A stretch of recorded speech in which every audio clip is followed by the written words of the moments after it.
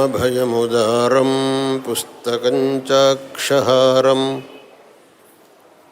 మణివలయమనోజ్ఞైః పాణిపద్మైర్దధానా స్థితవసనలలామా కుందముక్తాభిరామా వసతు శశినిభాస్యా వాచి వాగ్దేవతానః.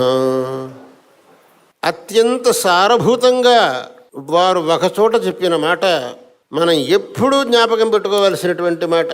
త్యక్త్వా మమాహమితి బంధకరే పదే ద్వే మానావమాన సదృశాః సమదర్శినశ్చ కర్తారమన్యమవగమ్య తదర్పితాని కుర్వంతి కర్మ పరిపాక ఫలాని ధన్యాః. సకల శాస్త్రములందు చెప్పబడినటువంటి అర్థాన్ని సారభూతంగా దీంట్లో చెప్పి ఈ విధంగా మీరు నడుచుకోండి, మీ జీవితం పవిత్రమవుతుందన్నారు. దాంట్లో వారు చెప్పినటువంటి మొట్టమొదటి అంశం ఏనంటే త్యక్త్వా మమ అహం ఇతి బంధకరే పదే ద్వే.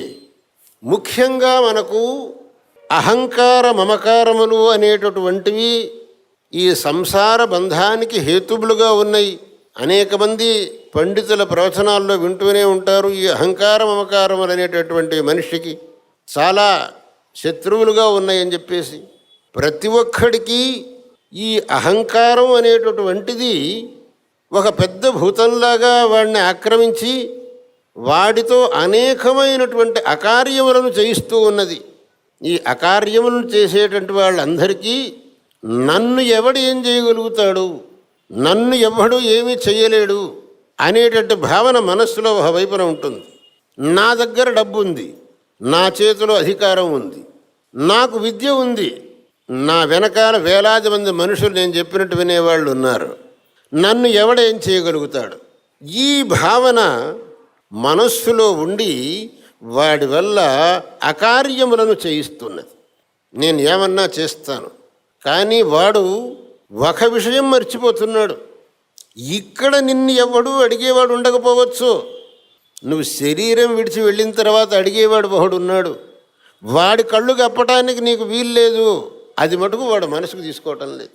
మహాభారతంలో అభిమన్యువును 6 మహారథులు అతిరథులు అధర్మంతో వధించిన విషయాన్ని సంజయుడు ధృతరాష్ట్రుడికి చెప్పినప్పుడు ధృతరాష్ట్రుడు అంటాట, సంజయ, ఎంత పాపానికి ఒడిగట్టారా మన వాళ్ళు.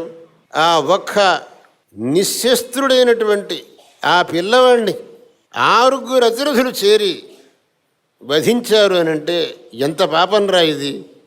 నేను ఈ శరీరం వదిలిపెట్టి వెళ్ళిన తర్వాత నా తమ్ముడు పాండు నన్ను అడిగితే నా మనవణ్ణి మీ వాళ్ళు ఇంత అన్యాయంగా చంపారే, ఇది న్యాయమా అని పాండు అడిగితే నేనేం జవాబు చెప్పనురా అంటే సంజయుడు మెల్లగా అన్నట్ట, ఇది ఒకటే కాదు, ఇంకా అనేక ప్రశ్నకు మీరు జవాబు చెప్పాల్సి వస్తుంది.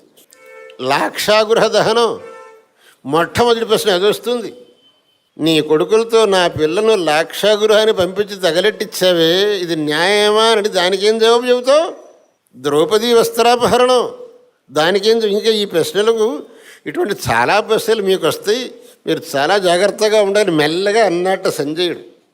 అంటే ఈ తప్పులు అలనాడు దుర్యోధనుడు చేశాడు. ఎందువల్ల చేశాడు?